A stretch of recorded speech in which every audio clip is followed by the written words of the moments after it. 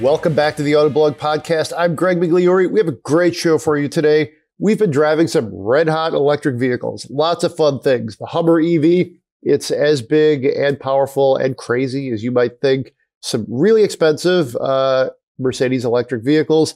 And then senior editor for All Things Green, Beltz Snyder, has been driving the Acura NSX Type S, which has a little bit of sort of hybrid technology, but it's also a really fun car to drive. So with that, I'll bring in John. What's going on? How's it going? Man, yeah, just been a lot of crazy cars the past couple of weeks. It's been awesome. It has. We just wrapped up our Tech of the Year testing earlier this week. We're recording this on a Wednesday. We did Tech of the Year on a Monday. Much more on that to come. You're going to hear about the finalists, there is a winner. We know the winner. So it was a lot of fun. It was fun hanging out with everybody. It was great. Yeah, it was really excellent to get everyone together and, shoot some video and just get some time in these awesome cars. Definitely. One of those is the Hummer EV. We actually tested it for its crab walk feature. We'll get to that future episode, but I have it in my driveway right now. It's awesome. It is the first edition, or edition 1. And this is the pickup as opposed to the SUV. And you actually took it home for the weekend. So yeah, we've both gotten to drive this thing. This is my second stint in the Hummer. I did the first drive of it last fall, right about this time, actually, out at the General Motors Proving Grounds, way out in Milford, Michigan. So I am just getting more and more impressed with this thing. I feel like the sticker on this is $110,000 and some change, which that sounds like a lot of money. Average new car price is like $48,000. That's a lot of money too. A GMC Yukon Denali Ultimate was $94,000, which I had in my driveway last week. That's a lot of numbers. Yeah. That's all my way of saying is I really feel like this Hummer is kind of worth the money. It's a super truck. It can do crazy things. It can crab walk. And I would definitely prefer the GMC Hummer over the GMC Yukon Denali for $15,000 more. So, I mean, what did you do with it? I just drove it all over town. I drove it all over my yard. That's like the first thing I did. Put it in terrain mode and just drove it around, test out crab walk. Out on the road when I had some open space, I tried out Watts to Freedom many times. But yeah, it's just this car does so much. It's incredible the amount of lift you can get from the suspension. That extract mode, you're not supposed to go more than 12 miles per hour in it, but when it's in that highest suspension setting, it just looks enormous. I mean, it is an enormous car. It's actually not super huge on the inside. It feels big and airy, but the back seat in the Ford F-150 Lightning is actually more legroom than the Hummer EV, but it was still plenty of room. I had 2 car seats back there. I probably could have fit another person between them. But yeah, I just drove it in as many ways as possible. There's just so many different things you can do with it. All the different modes. The rear wheel steering, the crab walk, and then the all the power it has too. It's incredibly quick and surprisingly easy to drive. Much easier to drive than some of the other off-roaders, than a Bronco or a Wrangler. I'd much rather daily drive this Hummer EV. And again, that rear wheel steering, that 10 degrees of steering angle in the back just does wonders for maneuverability. Makes it really livable. And but everywhere you go, I don't know if this has happened to you, but when I had it, everywhere I parked it, people would surround the car and, take pictures and film me driving away and ask questions. And it has so much charisma. I really didn't want to like this vehicle. It just seems super excessive. I was not a fan of, the H2 and the H3. And this kind of reminds me of those in terms of looks and ostentatiousness.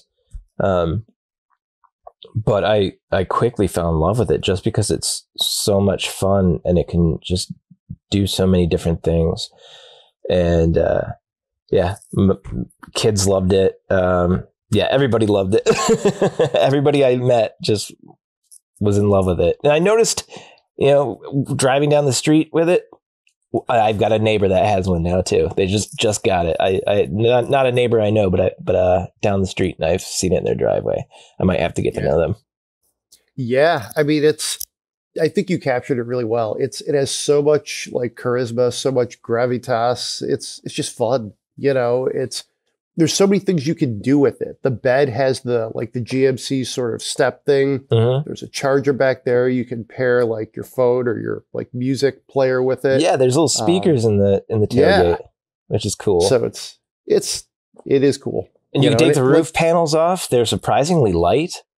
They're a little heavier than I thought they would be, but they're pretty light. Yeah, you're right. Maybe I need to work out more. and they store in those little bags and fit in the frunk. The frunk's not super huge. It's got a big footprint, but it's not super tall. I had to sort of lay my grocery bags on an angle in there, whereas in the Lightning that frunk is enormous. But I mean, you've got that huge bed and, good amount of room inside the vehicle to store things too. But yeah, it was just, gosh, I can't wait to get in another one. I'm excited to see, what GMC does going forward with this. Some of the less expensive versions, I like that this one does it all. So I hope that the less expensive versions with maybe fewer features are still as impressive and feel worth the money, because this like you said, this certainly does feel worth the money. And I'm also really excited to try the Hummer SUV when that comes out, mostly because of its shorter wheelbase. I think that is really gonna be an improvement for driving and off-roading too. But yeah, this thing is robust. Yeah. I could definitely live with one that's a bit cheaper, if you will, with to me, I like the electrified powertrain and I like the looks and the driving position. I love the just command driving position with the tall doors. Then you get that greenhouse. Yeah. It is like an army vehicle in some sense. So you just feel so secure and and then the fact that the way you can steer it, it's magical. You're so confident in just being able to turn the thing on a dime. Yeah. So, I could see myself appreciating a lesser version that maybe has less power and less range. I don't need all that power and all that range all the time. I really do like the rear wheel steering and the terrain modes, and I really like the crab walk. It's fun to use. Crab walk's awesome. And I could see it, after using it, I could see where it could actually be useful. It seems like a gimmick. It probably is for the most part, but I found myself using it all the time just because it feels cool. It's a really neat feeling to sort of drive diagonally. And if I were out on a trail, trying to get my wheel in a certain spot, in a tight trail, trying to get my wheel on a rock, or, traversing some bumps or ruts, and you got to sort of get to the spot with the most traction, and you might not have a lot of room to do it. It could be useful there. I just was crab walking right through my subdivision. You got to go kind of slow anyway. There's a lot of kids in the neighborhood. So I'm just kind of okay, we're going to crab walk. Went over to the side, just kind of zigzagging across the street. And it's a really cool feature. It is. And I was surprised at how well it transitions from crab walk into just normal driving. If you need to turn, more tightly, just turn the wheel more and it'll comply. it doesn't, force you to stay in that crab mode. If you try and exceed its range. So I was really pleased with all of it. Yeah, no, and like you, I think I always thought this thing was kind of cool, so I did come to it maybe a little farther upfield, but I like it way more than I thought I would.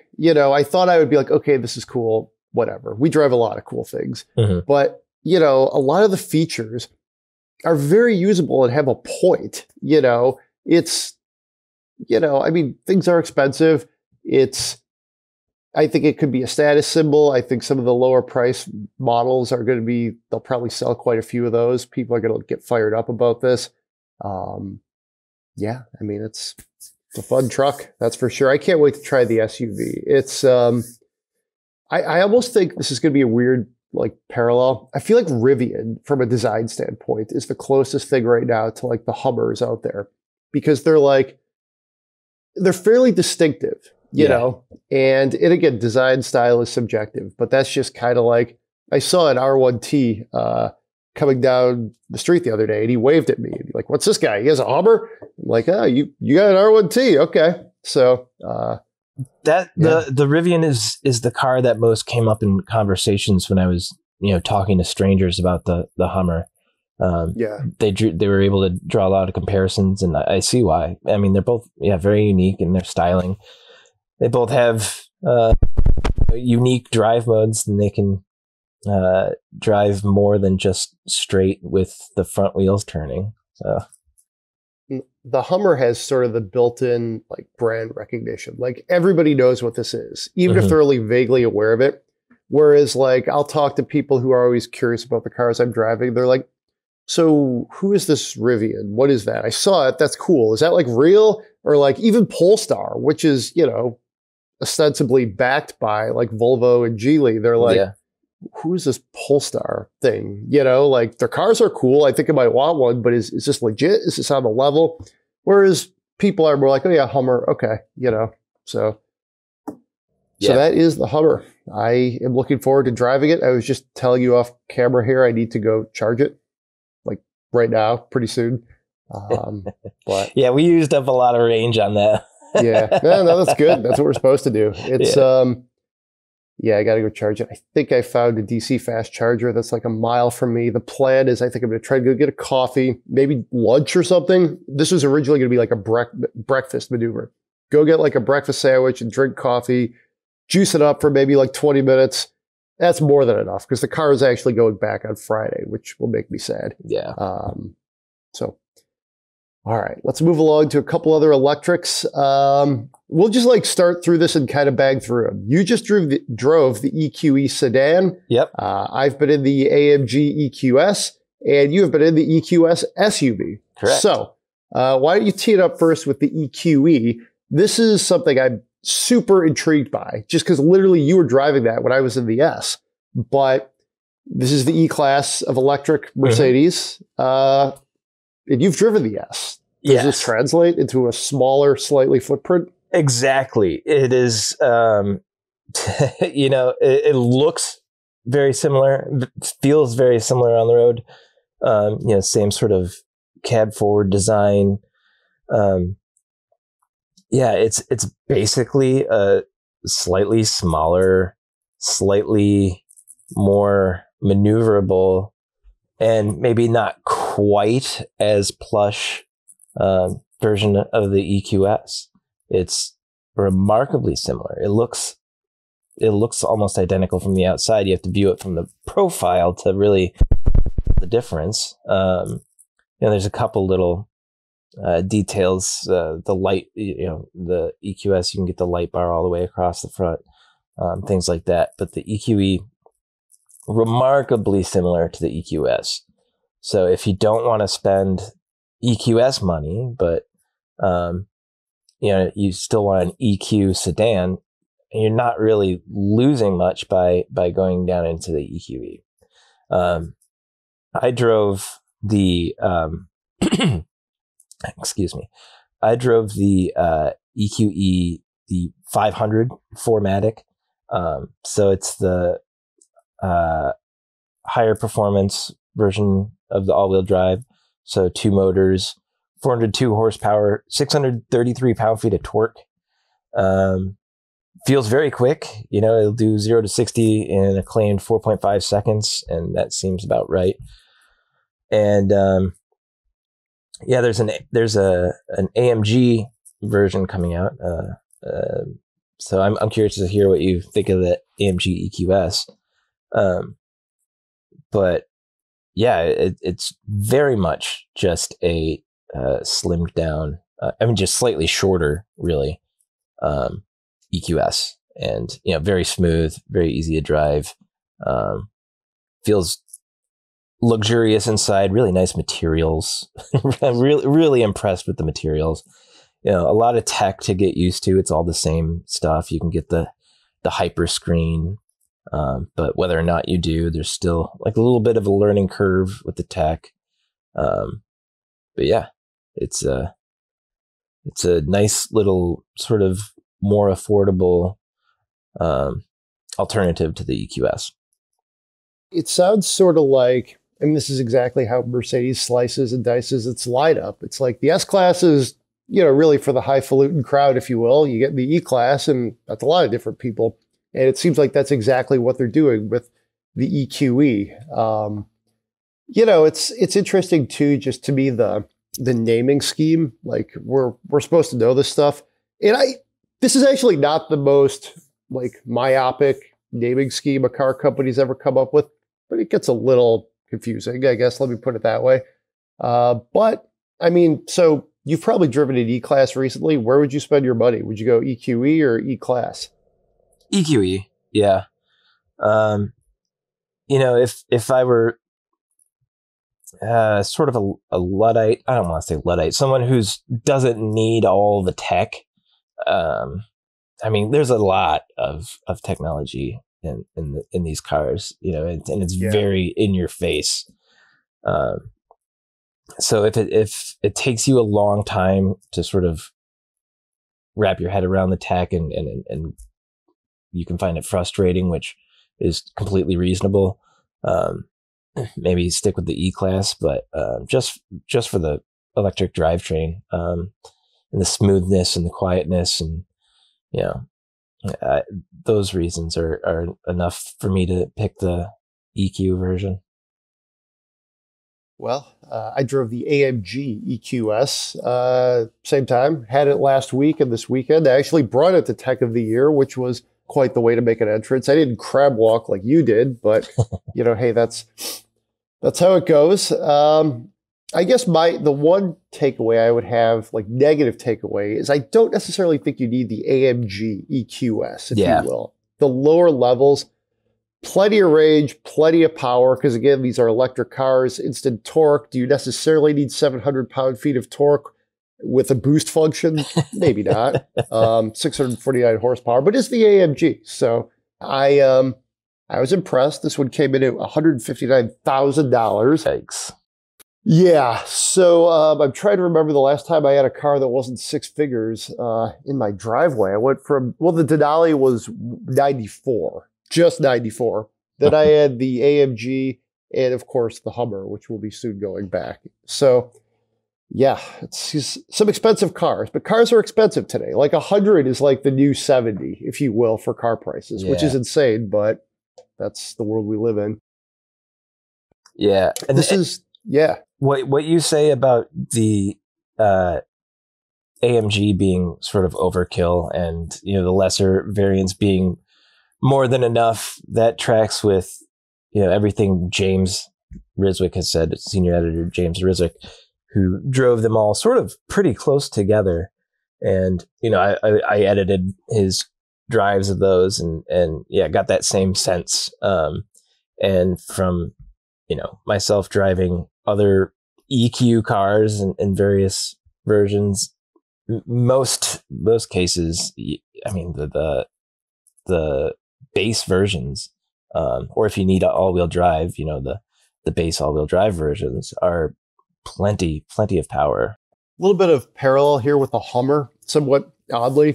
The EQS AMG actually, again, has like all-wheel steering, if you will. So you can turn this like barge practically on a dime. Visibility is outstanding. It has like a cab forward kind of design just by nature of that sort of teardrop shape. Jeremy Korzeniowski, another one of our senior editors, said something like, boy, this is like the modern Chrysler Concorde, which he's not wrong as far as like the layout. I also thought the trunk is super awesome. We put so much stuff back there. We put a scooter back there. Like, you can get a lot of stuff in these things. It's like one of the more usable sedans I have tested out in a few years, probably. Yeah, on paper it's not all that huge, but it's just the way the whole hatch lifts up in the EQS is nice. The EQE just has a standard trunk, and it's little on the small side. It's pretty big, but compared to other cars that size, it's a little on the small side. But yeah, so if cargo is your concern, the EQS is the way to go. It's just really slick. It's highly usable. Yeah, you're right. It's not like from a cubic volume standpoint enormous, but it's just so usable. And all the screens were just like, family loved them. There's just so much to see, if you will. It's definitely an array, a display for the senses once you're inside there. Even the passenger gets their own screen, so that's kind of cool. I've come around to liking the screens in this car. To me, it's like the tip of the spear as far as like technology. So yeah, embrace it. It's cool. Yeah, it took me a long time to get used to it, but by the third or fourth EQ vehicle I was in, the screen started to make sense to me, and the way this MBUX system works, and sort of it uses artificial intelligence to sort of predict what features you're going to need, and brings them to the top, so you don't need to dig through menus to use them. Like if you turn on the heated steering wheel, it might know that when you do that, you usually turn on the heated seat, so it'll give you that option. Or if you call someone at a certain time of day on a particular day, it might give you their contact information on the screen, to make it really easy just to do that. And there's lots of little things like that that you might think are kind of weird at first, but once you sort of realize what the car is doing and the way the car is thinking, it sort of makes more sense. And yeah, the screens start to become more navigable and less. They're still very bright and big and omnipresent, but you sort of get used to them. Okay, you mentioned you've driven 3 or 4 of these EQ models. Tell me about the EQS SUV. I'm very interested, having driven the sedan, and now the SUV is, it's out there too. Well, there's a little theme here. It's going to be familiar if you've driven one of those other EQ vehicles. Obviously, this is the first one in an SUV format, so it's sort of the electric equivalent to the GLS class. It's maybe a little smaller. It's been a while since I've been in a GLS. I remember the third row being kind of tight. It's pretty tight in the EQS, that third row. Kids only, I would say. Although you can sort of fit your feet under the seats in front of you, but the headroom, you don't have a lot of it. But sitting in the driver's seat, you feel like you're in an EQS, except you're sitting more upright and you've got sort of a taller view of the road. So in that way, the interior feels very familiar. But when you're driving, you're quite clearly driving an SUV. And we actually took it off road a little bit in the Rocky Mountains, and that rear wheel steering was clutch there. Going around switchbacks, you might have a tree or a rock right in front of you, and you're getting ready to do a 3 to 5 point turn, and it just cuts across, and you don't have to put it in reverse at all. So that was really impressive. But yeah, it's quite fast. This one, you're spending over $100,000 just to get into the EQS. That's for the 450 plus with rear wheel drive. The EQS, there's the 450 4MATIC, which splits the same amount of horsepower over two axles. So, and then there's the 580, which actually, it goes for about $127,000. That one has 536 horsepower and 633 pound-feet of torque. It's a big, heavy vehicle, but that again takes that 0 to 60 time down to 4.5 seconds. So it's quick enough to really shove you back in your seat. And if you're spending over $100,000 already, the 536 horsepower feels more appropriate for this vehicle than the 335 horsepower in the 450s. But yeah, it is very comfortable. Lots of you've got the paddles for the regeneration, and this is among all of them. And there's a smart regen setting, which is actually pretty good. The strong regen setting, there's strong, medium, and no regen, and then there's the auto setting, the smart setting. The strong regen is kind of weird to drive because the brake pedal moves on you. It sort of predicts where the brake pedal would be when it's doing the braking on its own. So it's like moving around under your foot, which is a little weird. The trade-off is that you don't have to use the brake pedal very often when you're using the strong regen. But the other modes don't do that so much. And the auto setting is actually really good. It sort of uses the GPS and the safety systems, the cameras and whatnot, to sort of keep you at a good distance from cars around you, even when you're not in cruise control. And it does a really good job of adjusting the regen for the situation, whether you're going uphill or downhill or in traffic. And I really liked that mode quite a bit. And then I tested out the different sounds in this one too. I didn't really play with the electric powertrain sounds in the other EQs I was in. But there are three versions. One of them kind of sounds like a combustion car. One of them kind of sounds like every other sort of spaceshipy electric car sound. And then there's a sound called Roaring Pulse that sounds like a dragon or something. It's just the weirdest sounding thing. It was kind of hilarious. I don't think many people would choose to drive with that on, but I kept switching it on just because it made me laugh every time I heard it.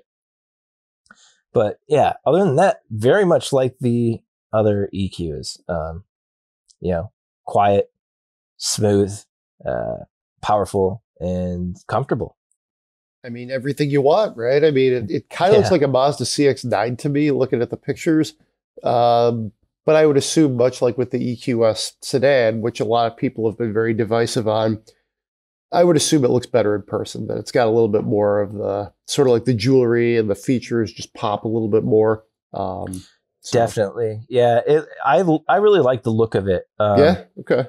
Yeah. In person, especially, in certain colors, there was a blue version that I drove that was beautiful. Nice. And, depending on the trim level, you've got some really cool exterior elements. The lighting looks really great on it.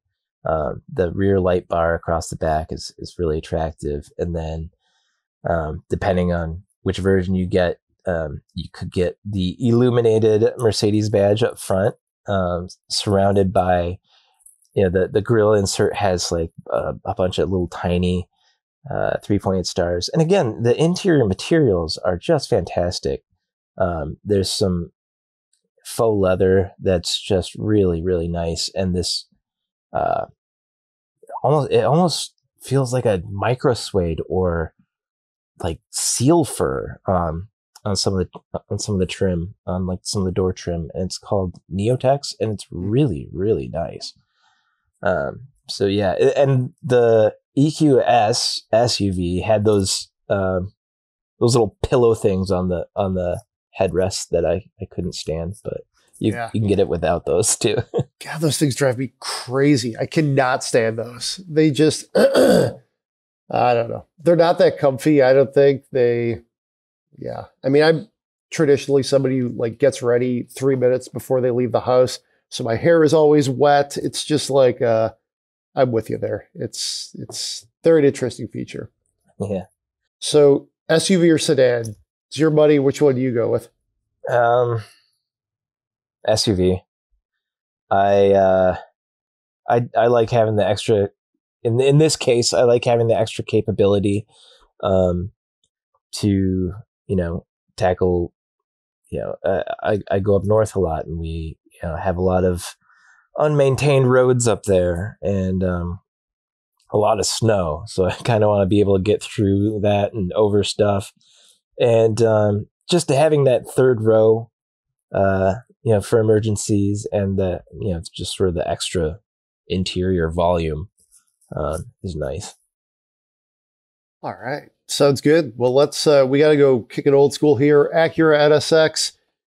You got to drive that for a little bit. That's kind of a fun one to have here for at least a few more weeks. You have the Type S, which is, of course, the really extreme. That's what they use for their top of the line Acuras.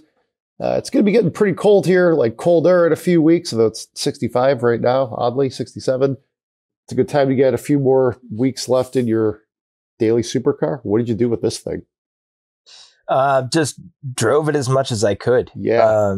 It was great. It's a very rare car to get to drive. I've driven, an NSX once before, and I had it for one night, and I think it rained. So it was really nice to have this and to have it for a week and to really, find some time to wring it out and get to know it. It's just really impressive and dialed in. You just feel totally connected to the car and to the road.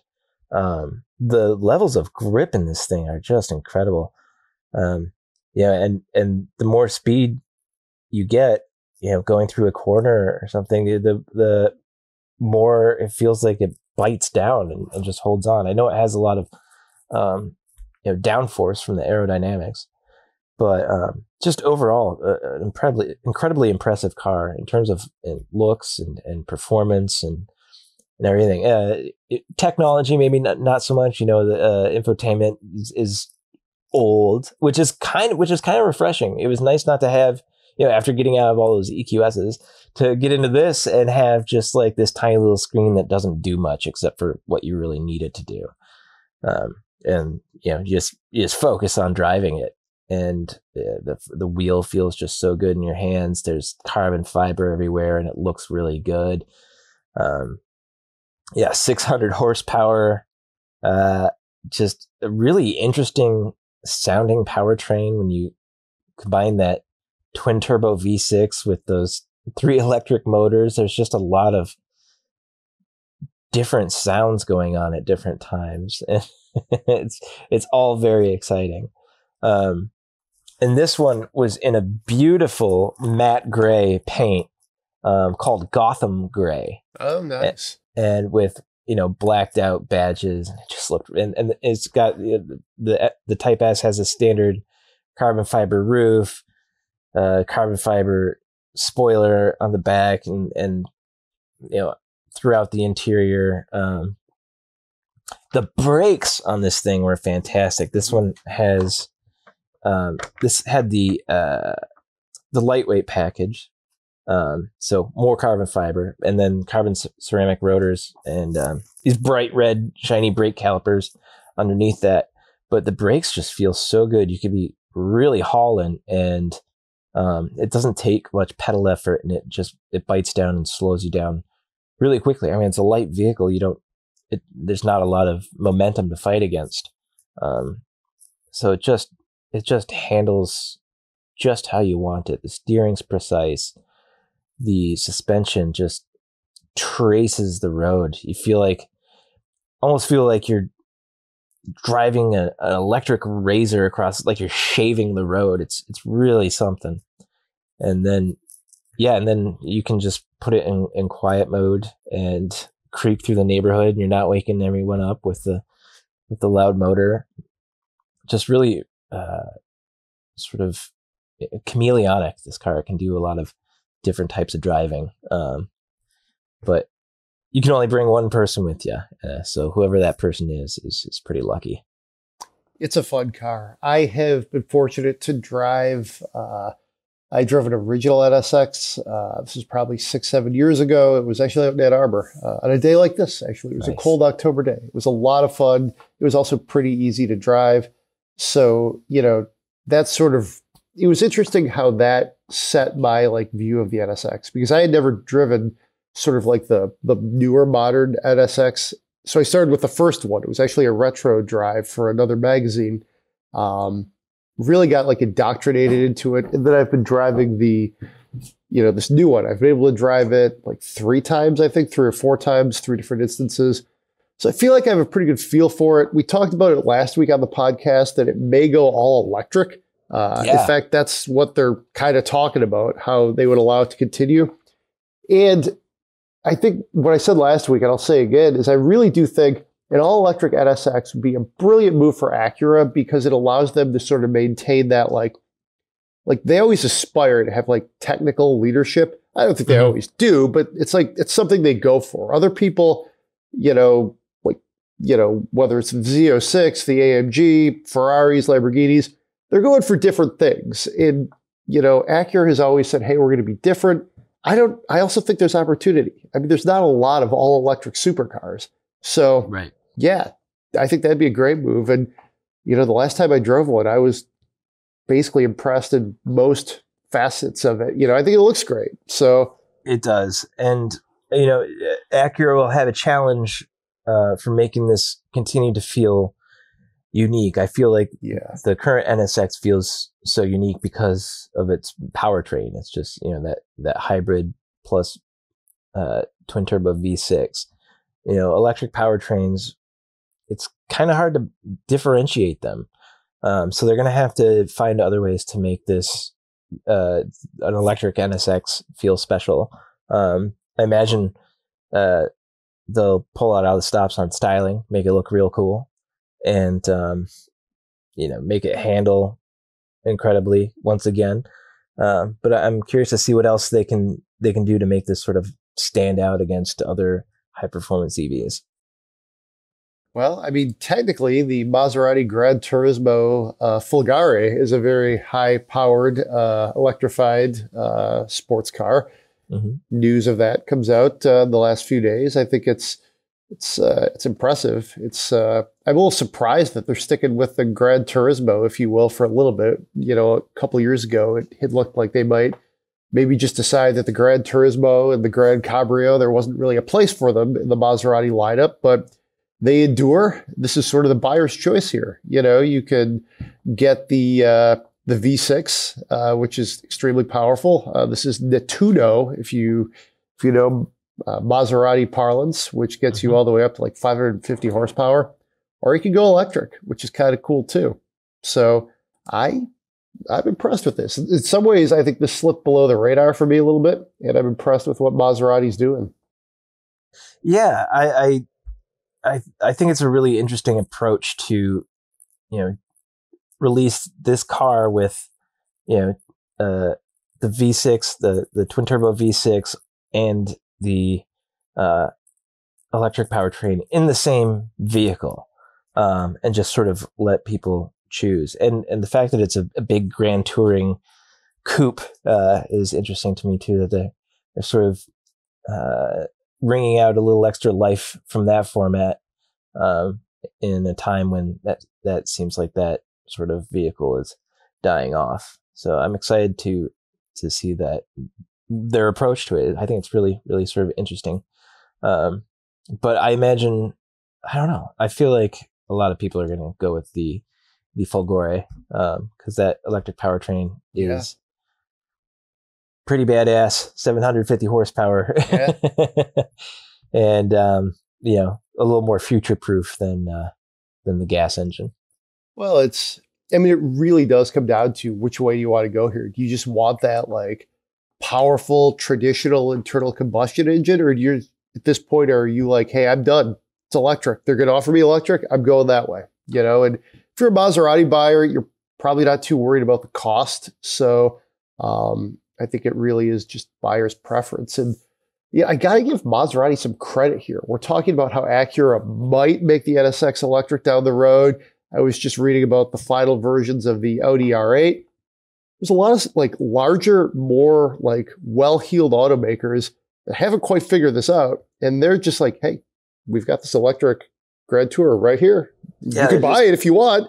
Like, they're just going for it. It's great. I almost like am surprised it just snuck in under the radar. I was unaware they even, frankly, were resourced to do this, to have the technology. So I am really excited to drive the Folgore variant, the Folgers variant. I need some more coffee. Yes, Folgers. I'm sipping a ristretto espresso, actually, very appropriately for talking about some Italian cars. And they didn't just say, oh, here's an electric version. They used a good electric powertrain with, 270 kilowatt fast charging and an 800 volt electrical system, which is great. I mean, it's going to charge faster than pretty much everything else out there.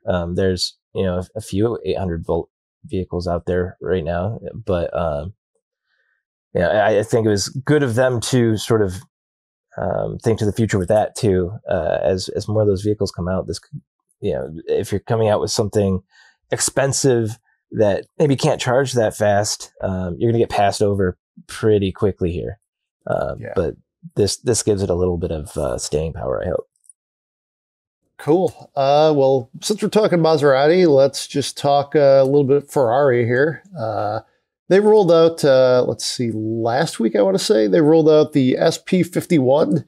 I think this is one of the cooler one-offs they've done in a while. I think a lot of times they will roll out these like sort of collector models. They'll make one or two of them, and you're like, okay, what's that? I just say this, you like Autoblog, if you're listening to the podcast, you probably would like this car. I think it's cool with the traditional, very deep red paint. It's got that kind of race car look. I think it's interesting. It's a tribute to 1955 Ferrari is what they're saying as far as like the livery. So it's like when they kind of go back in time and pull back like a retro sort of uniform, if you will. Apparently it was a throwback to some Carroll Shelby wins, which I did not know about. So that's kind of neat. That is interesting. And yeah, I love it when you see a Ferrari that's red with the blue and white stripes on it. It always looks good. And yeah, they use that here. It's a really nice livery. And I would love to drive this Ferrari. I would love to drive more Ferraris. I've only driven a couple. I've driven the 458 Italia, and which is one of the best cars I've ever driven. Still one of my favorites. And then the 488, which I didn't think had as much soul as the 458, but obviously looked better. I think the new designs that Ferrari is releasing now, some of them are coming a little bit out of left field, which I think is good. They're not, there's a lot of retro touches in all of these, including this one, but it doesn't look old right away. The 458 started to look, I don't know, outdated pretty quickly, as good as that car was, though. So one of the reasons this actually piqued my interest is I'm pretty sure I saw another Ferrari one-off, if you will, at the Detroit Auto Show. I neglected to get a picture, I'm pretty sure, but I think it was a Ferrari Monza. And this isn't like a one-off, it's more like a smaller, they actually made 500 of these things, so it's not a one-off. But Ferrari does a lot of limited edition models. So I was stunned to be walking through Como, and I'm like, whoa, wait a minute, that's a Ferrari. It doesn't have a windshield. What are we looking at here? So I can only assume that was maybe somebody one of the collectors up at M1 Concourse or something was sort of showing it, if you will. But that was cool. Yeah, that's a beautiful car. Yeah. With that really long hood and, the two seats set very far back. That would be a fun one to drive. You got to bring your goggles though. I'm sure the Aero, they have it so, the wind's not blasting you in the face, but still no windshield, always feels like an adventure. All right. So speaking of adventure, we both have kids, and we both, I think, have noticed testing out some of the different press cars. There's features in there, some of which are very kid-friendly, kid-intended. There's some that they're luxurious or utility features, but they just really make your life easier when you have kids. Leading off, the one I always come back with is massagers. You're tired, you're coming back from T-ball, cue up a massage. Everybody's quiet. Life is good. The one I lead off with here is the Jeep massagers. I think they're the best. The ones in the EQS for $159,000 were not living up to me. It was sort of like being gently jabbed. I'm like, what is this? So, but yeah, I mean, nothing like getting a good massage while you're going to soccer or T-ball. Yeah, when you've dealt with kids yelling and and asking you when they're going to be there or whining about something, or it's always nice to have something like that to bring your blood pressure down a little bit. Yeah. I'll throw another one out here, and this is not even realistic, but as far as just cool features, the Rolls-Royce Starry Night Sky, I believe is actually what they call it. My son loved it, and he's been in a lot of press cars. He's in almost every car I drive. So it's kind of funny that there's some things that automakers are like, oh, look at this. Isn't this great? We spent years developing it. And you sort of you look at it from an industry perspective, but then it's great to get the 4-year-old's perspective. And it's he'll be like, yeah, no, that's not cool. And it's just so I will admit, a Rolls-Royce planetarium in something that's 200 and some thousand. I forget how much that Cullinan was, but it was very, very cool. I think the configuration, it's configurable if you want to do it, was how the night sky looked over the Rolls-Royce factory when they reopened it or something 20 years ago. And it actually had shooting stars, which, yes, this is the height of luxury. I know that. But as far as a cool feature for kids, it's tough to beat this. So there's some other less expensive ones on here, but as far as impressing, the kids, nothing beats a planetarium. I gotta say, Wally my son is always super impressed with any sort of animation on the infotainment system. The Hummer, he just kept wanting me to switch through the modes so he could see the different animations. Nice. And if you could take that and put animation all over the roof, that's a really cool thing. Yeah, another one that we were really excited about was, this is strange, the moving center console in the Yukon Denali Ultimate. I didn't mean to do it. I was trying to open the moonroof, and all of a sudden I'm like, wait, my coffee is going back. But my son loved it. He's like, this is great. He was put my food in the console and move it away, then bring it back to me. So, I mean, it's a cool feature. Kids like it when stuff is different in the car. And when a piece of the car is moving forward and back, that's kind of cool. So, and in some cases it's the seats that move that way, the Honda Odyssey with the magic sliding seats that slide inboard and outboard, and as well as forward and back. That's incredibly helpful. The kids think it's neat because they get to pick where they put their seat. But also it's useful for getting them in and out, and if you need to separate them if they're bucking each other. Yeah, that is true. Now I know you have the Honda Odyssey cabin watch on the list. That's very useful. You're being a little more realistic than me rolling out Rolls-Royce more for the features. parents. Okay. But you do see in certain vehicles the thing where you can speak to the kids in the rear seats through the speakers. The Hyundai Palisade has that, for instance. The Honda Odyssey has that. What you don't see very often is a way to, and like, I don't use a speaker talk ever, really. I can just holler. But the Honda Odyssey cabin watch was fantastic, especially having a rear-facing child seat back there. You know, we try and put the mirror on the headrest of the seat that the rear-facing seat is in, and you can never quite see their face fully, or it shifts, and you're looking through your mirror at that mirror, and then at your kid, a few degrees of separation away. That cabin watch, you can just look down and see them, a camera feed of them, and make sure, parents out there will know, the other parent will be like, are they still breathing?